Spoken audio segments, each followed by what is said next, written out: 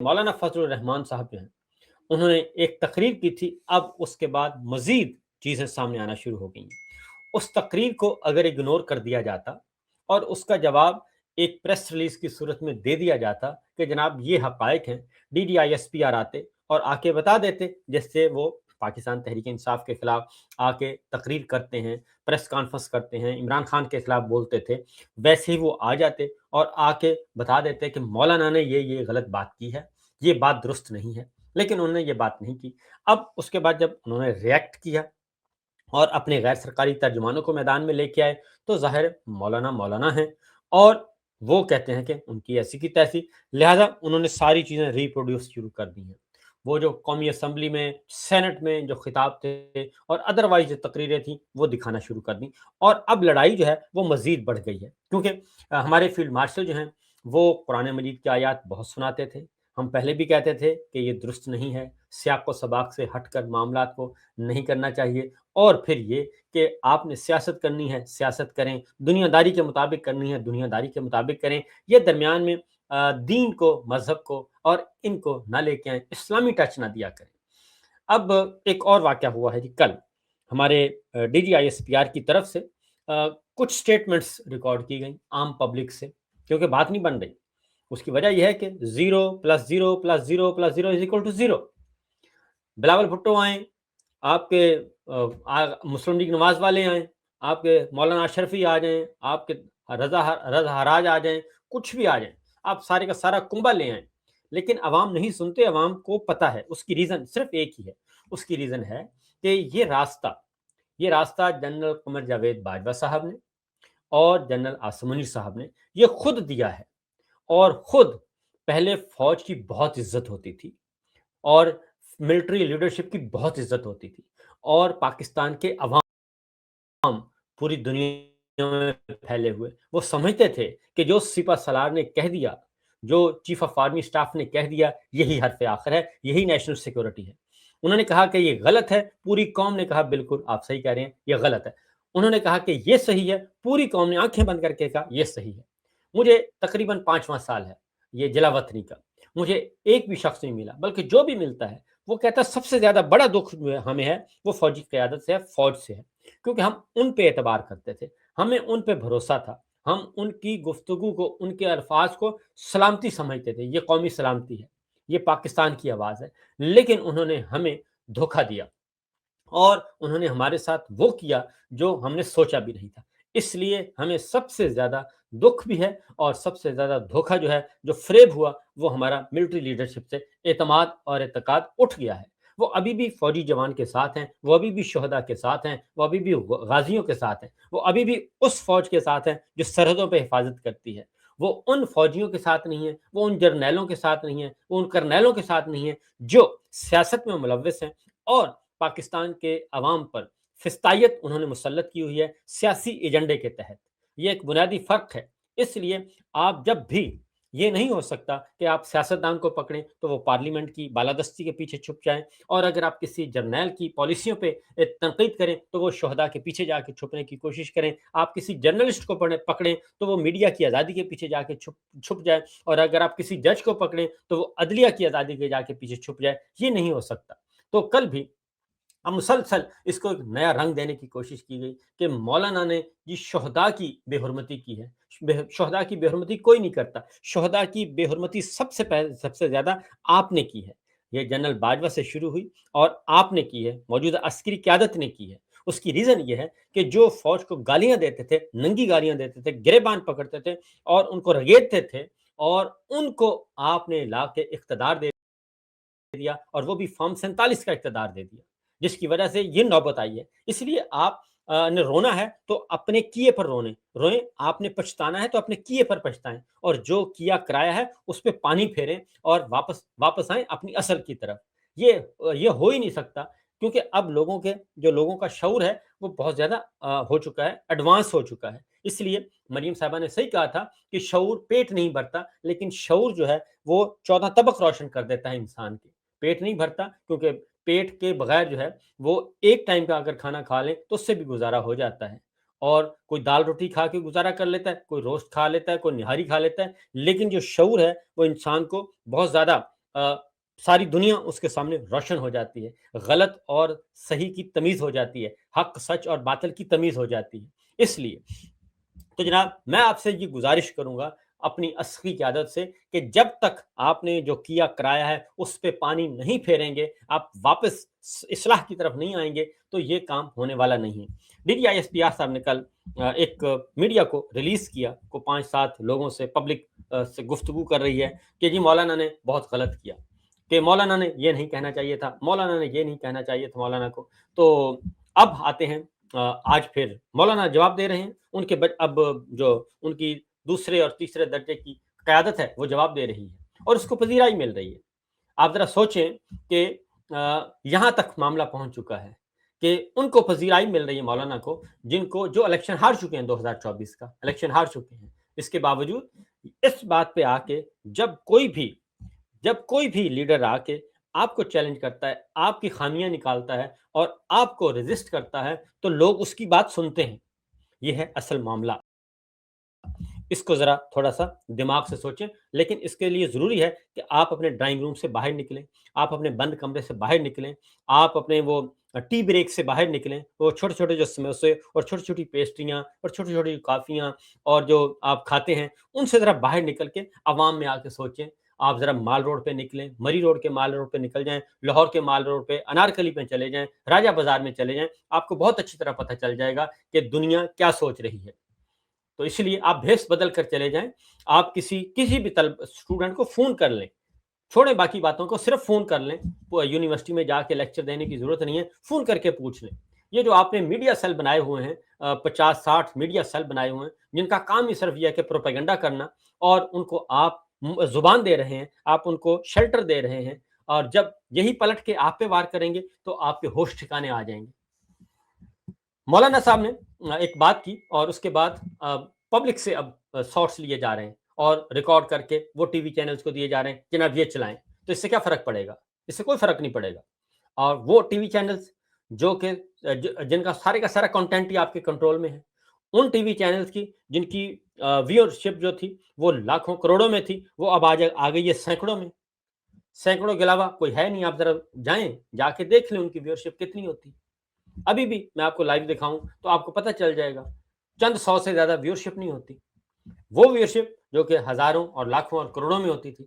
تو لوگ بددل ہو چکے ہیں۔ لوگ کدھر ہیں؟ لوگ ڈیجیٹل میڈیا کی طرف چلے گئے ہیں، لوگ سوشل میڈیا کی طرف چلے گئے ہیں، اور اب نئی قانون سازی ہو رہی ہے کہ جس 16 سال سے کم کے بچے جو ہیں وہ نہیں یوز کریں گے، 18 سال سے کم کے لوگ یوز نہیں کریں گے۔ تو اس سے کیا فرق پڑے گا؟ ہر بچے کے پاس ہر گھر میں فون ہے، ہر گھر میں 2-2 4-4 فون ہیں، ہر گھر میں انٹرنیٹ ہے۔ انٹرنیٹ کا انقلاب آیا اس لیے تھا کہ دنیا ترقی کرے، آئی ٹی کے انقلاب، آئی ٹی کی دنیا میں پاکستان ترقی کر رہا تھا، آپ نے اس کو بھی سارا ملیا میٹ کر دیا صرف اپنے خوف کی وجہ سے۔ اب آتے ہیں فاروق ستار صاحب کو لایا گیا آج۔ فاروق ستار صاحب پیچھے رہ گئے تھے، ایم کیو ایم جو ہے وہ پیچھے رہ گئی تھی کہ وہ نہیں آئی تھی کل، اس نے حصہ نہیں ڈالا تھا مولانا کے لیے۔ تو ذرا سنائیے گا فاروق ستار صاحب کو۔ اگلا الیکشن نیو دلی یا دہلی سے لڑنے کا ارادہ رکھتے ہیں؟ کیا وہاں جا کر الیکشن لڑنا ہے؟ کیا بھارت کے عوام کی خوشنودی کے لیے وہاں کے حکمران؟ تو جناب صرف سوال یہ ہے، زرداری صاحب نے الیکشن دلی سے لڑنا تھا، نواز شریف صاحب نے الیکشن لکھنؤ سے لڑنا تھا، یا وہ مودی کے ہم منصب تھے اور ان کے طرفدار تھے؟ کیا مریم صاحبہ نے الیکشن کلکتہ سے لڑنا تھا؟ کیا خواجہ آصف صاحب نے الیکشن بمبے سے لڑنا تھا؟ ان سب کو کیا جب سجن جندال آ رہا تھا اور آپ سب یہ کہہ رہے تھے کہ یہ بغیر ویزے کے آیا ہے، اس وقت آپ کہاں تھے؟ جب نریندر مودی کو، پوری کمپنی کو، پوری سارے وفد کو شادی پہ بلایا تھا، اس وقت آپ کیوں رولے ڈال رہے تھے؟ تو یہ تو آپ اپنے گریبانوں میں جھانکیں، اپنے آپ سے پوچھیں کہ کیوں آپ نے یہ سب کچھ کیا، کیوں ایسا ٹولہ لا کے مسلط کیا؟ اس کا جواب آپ کے پاس نہیں ہے۔ یہ راستہ آپ نے خود دکھایا ہے، جنرل باجوہ صاحب نے دکھایا، اور آپ نے خود دکھایا جناب فیلڈ مارشل۔ آپ نے کہا کہ جو نعرہ لگوائے گا، یعنی کہ جو نعرے لگواتے تھے اپنے جی ٹی روڈ پہ، یہ جو دہشت گردی ہے اس کے پیچھے، جو نعرے لگا، آپ نے ان سب کو اقتدار دیا، اتنے خوفزدہ ہوئے کہ ہو یہ پتہ نہیں ہمیں کھا جائیں گے۔ آپ نے ان کو فارم 47 دیا ریڈ کارپٹ پہ بلا کے، اور ابھی تک آپ ان کے ناز نخرے برداشت کر رہے ہیں، تو یہ آپ نے خود راستہ دکھایا ہے۔ آپ اگر کوئی بے حرمتی ہو رہی ہے تو اس بے حرمتی کے ذمہ دار آپ لوگ ہیں، کوئی اور نہیں ہے، کوئی سویلین نہیں ہے۔ کسی سویلین نے آج تک ایسا کام نہیں کیا جو کام آپ نے کیا ہے۔ یہ ہے فاروق ستار صاحب جی۔ اور اب جو بیچارے آپ کو چیخ چیخ کے کہہ رہے ہیں کہ ایسا نہ کریں نہ کریں نہ کریں، تو مولانا صاحب نے جی کل اس کا جواب دیا، حافظ عبداللہ نے۔ ذرا سنائیے گا جی وہ گفتگو۔ تبن الذین قتلوا فی سبیل اللہ اموات، اسے کس نے انکار کیا کہ شہداء زندہ ہے؟ کسی نے انکار کیا؟ مولانا نے انکار کیا، یہ تو کفر ہے۔ دوسری بات، ولا تقولوا لمن يقتل فی سبیل اللہ، اس نے کس سے انکار کیا کہ جو اللہ کی راہ میں شہید ہوئے ہیں اس کو آپ وہ نہ کہو کہ وہ زندہ نہیں ہے بلکہ وہ حیات ہے۔ اچھا، اس کا جواب دیں، اس کا جواب ہمیں دے۔ رسول اللہ صلی اللہ علیہ وسلم نے فرمایا کہ 6 انسانیت پر 6 قسم کے لوگوں پر اللہ اور اللہ کے رسول اور پوری امت مسلمہ کی لعنت ہو، اگر میں غلط نہ پر لعنت ہو، اس حکمران پر لعنت ہو جو المتسلط بالجبروت ہو، جو جبر ذریعہ حکم پر مسلط ہو، اقتدار پر مسلط ہو۔ ایک بات، دوسری بات، جب المتسلط بالجبروت دولت کے بل پر، ڈنڈے اور طاقت کے بل پر حکومت پر مسلط ہو، اس کو متسلط بالجبروت کہتے ہیں۔ اور یہ ظاہری ظفر صاحب کو لے لوں، ظاہری ظفر صاحب کو لے لوں، ایک جملہ، لہٰذا یہ ظلم ہے، اور اللہ فرماتے ہیں لا يحب الله الجهر بالسوء من القول الا من ظلم، ظالم کے خلاف بولنا چاہیے، لہٰذا یہ ظالم حکومت ہے، مداخلت ہے، اس کے خلاف ہم بولیں گے۔ تو یہ صورتحال یہاں تک آ گئی ہے، تو ترکی بہ ترکی جواب دیا جا رہا ہے، اور اس طریقے سے یہ معاملہ آگے چل رہا ہے۔ اس کی ریزن یہی ہے کہ جب تک ظاہر ہے آپ ایک ایک کر کے سب کو ٹکڑے لگا رہے ہیں، آپ سب کو دیوار کے ساتھ لگا رہے ہیں، اور ایک خاندان کی محبت میں، ایک خاندان کی طرفداری میں آپ اس حد تک آگے نکل چکے ہیں کہ آپ کو پورا پاکستان نظر ہی نہیں آ رہا، کوئی اور سیاسی جماعت نظر ہی نہیں آ رہی، کوئی اور گروپ نظر نہیں آ رہا، کوئی آپ کو میڈیا نظر نہیں آ رہا، آپ کو عدلیہ نظر نہیں آ رہی۔ آپ ایک خاندان کی، یہ ہو نہیں سکتا کہ تمام ادارے تمام پورا ملک ایک خاندان کی غلامی میں دے دیا جائے، اور پورے ملک کے عوام کو کہا جائے، مسلط کر دیا جائے کہ آپ اس خاندان کی غلامی کریں کیونکہ یہ میرا حکم ہے۔ یہ پاسبل نہیں ہے۔ آگے بڑھتے ہیں جناب، اگلی بات ہے، اور وہ ہے اب جس خاندان کے لیے یہ سب کچھ کیا جا رہا ہے وہ کیا کہتا ہے؟ وہ یہ کہتا ہے کہ ہم الیکشن ہار چکے ہیں، کشمیر میں الیکشن ہو رہا ہے، کشمیر میں احتجاج ہو رہا ہے، وہاں پہ بھی گولی چلا دی گئی، سب کچھ علم ہے، اور اب فیلڈ مارشل کے نمائندے جو ہیں وہ مذاکرات کر رہے ہیں، اور مذاکرہ فیلڈ مارشل کے نمائندے برطانیہ میں مقیم ہیں، وہ کر رہے ہیں، حکومت نہیں کر رہی، کوئی وزیر نہیں کر رہا، کوئی مشیر نہیں کر رہا۔ مولانا فضل الرحمان صاحب، بلاول بھٹو صاحب نے کوشش کی، وہ فارغ ہیں جی، نکال دیے گئے۔ اب اس کے لیے سید قمر رضا کر رہے ہیں بقول جوائنٹ ایکشن کمیٹی کے۔ نون لیگ کہتی ہمیں پتہ نہیں ہے، اور مریم صاحبہ نے الیکشن کمپین کے لیے مسلم لیگ نواز ابھی تک نہیں گئی، بلاول بھٹو پہنچے ہوئے ہیں، مسلم لیگ نون نہیں گئی۔ آج عارف والا میں مریم صاحبہ نے تقریر کی، اور عارف والا میں بیٹھ کے وہ الیکشن کمپین چلا رہی ہیں، اور آزاد کشمیر کی، اور کیا کہہ رہی ہیں کہ ہم الیکشن ہار چکے ہیں، ہمیں حکومت ہم نے نہیں بنانی۔ سنائیے گا جی پہلا شاٹ۔ کے لوگوں سے ہاتھ جوڑ کے اپیل کرنا چاہتی ہوں کہ خون خرابے کا ساتھ نہ دیں، مسلم لیگ نون کو ووٹ دیں، تاکہ اور مسلم لیگ نون کو ووٹ دے کہ مجھے وہاں پہ حکومت بنانے میں انٹرسٹ نہیں ہے، مجھے حکومت بنانے میں انٹرسٹ نہیں ہے، یعنی کہ ہماری حکومت، ظاہر ہے حکومت بننی نہیں، کیونکہ آپ تو راولا کوٹ اور میرپور آپ کہتے ہیں یہ کشمیری ہیں ہی نہیں۔ اس کے بعد آپ اس سے آگے بڑھے، آپ نے ابھی تک آپ نے ایک سٹیٹمنٹ نہیں دیا کہ کم از کم وہاں پہ جا کے ان کے زخموں پہ مرہم ہی رکھ لیں۔ وہاں کی چھوٹی بچیوں سے لے کے بڑے بزرگوں تک سارے کے سارے سراپا احتجاج ہیں، آپ نے تو ایک لفظ نہیں بولا۔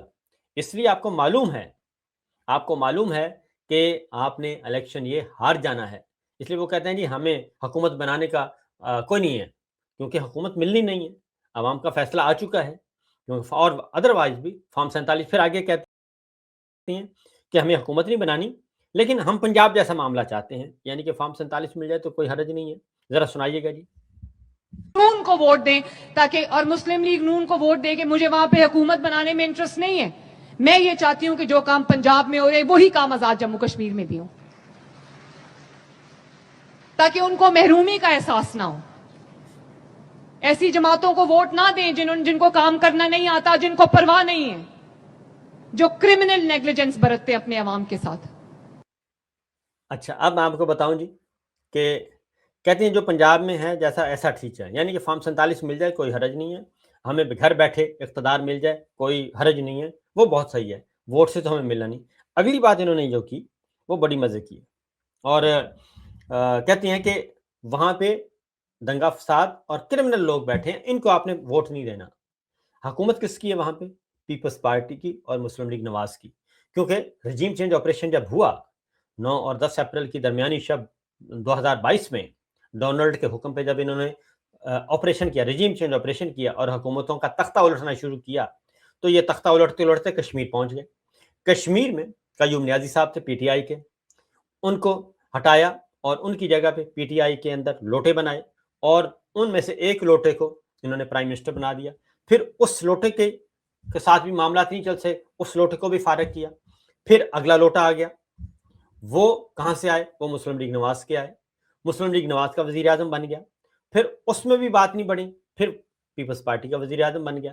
تو پچھلے 4 سال سے کھیل تو پیپلز پارٹی اور نون لیگ کر رہی ہے, یا پھر ہمارے بادشاہ سلامت ہیں, یہ تینوں مل کے ہی کشمیر میں اکھاڑ پچھاڑ کر رہے ہیں. اگر پچھلے 4 سال میں تباہی ہوئی ہے کشمیر میں اور جو کچھ بھی ہوا ہے وہ تو پھر یہ خود ہی ذمہ دار ہیں, اور یہ خود ہی ان کو کہہ رہی ہیں کہ یہ کرمنل نیگلیجنسی ہے. ذرا دوبارہ سنوا دیجیے گا تاکہ آپ کو پتہ چل جائے کہ اس کا پس منظر کیا ہے. سنائیے گا. مسلم لیگ نون کو ووٹ دیں تاکہ, اور مسلم لیگ نون کو ووٹ دیں کہ مجھے وہاں پہ حکومت بنانے میں انٹرسٹ نہیں ہے. میں یہ چاہتی ہوں کہ جو کام پنجاب میں ہو رہے وہی کام آزاد جموں کشمیر میں بھی ہوں, تاکہ ان کو محرومی کا احساس نہ ہو. ایسی جماعتوں کو ووٹ نہ دیں جن کو کام کرنا نہیں آتا, جن کو پرواہ نہیں ہے, جو کرمنل نیگلیجنس برتتے اپنے عوام کے ساتھ.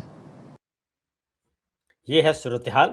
اب ذرا سہیل افریدی صاحب کی طرف چلتے ہیں. خیبر پختونخوا میں وہ بھی کافی جارحانہ موڈ انہوں نے اختیار کیا ہوا, وہ کیا کہتے ہیں ذرا سنائیے گا جی. پالیسی بن رہی ہے, اس کے مقاصد کچھ اور ہیں, وہ خیبر پختونخوا میں امن نہیں ہے.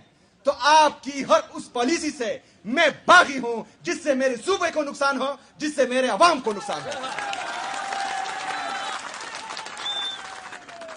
خیبر پختونخوا میں اب پالیسی عمران خان کی چلے گی. خیبر پختونخوا میں راج عمران خان کا ہوگا, اور عوامی راج ہی عمران خان کا راج ہے.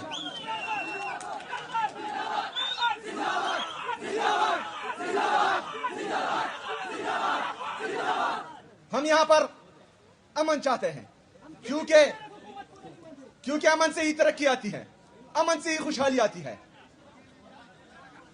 جو بند کمروں کے فیصلہ ساز ہیں ان کو میں آخری دفعہ بتانا چاہتا ہوں کہ آپ اپنی پالیسیز پر نظر ثانی کریں, آپ اپنی پالیسیز پر نظر ثانی کریں.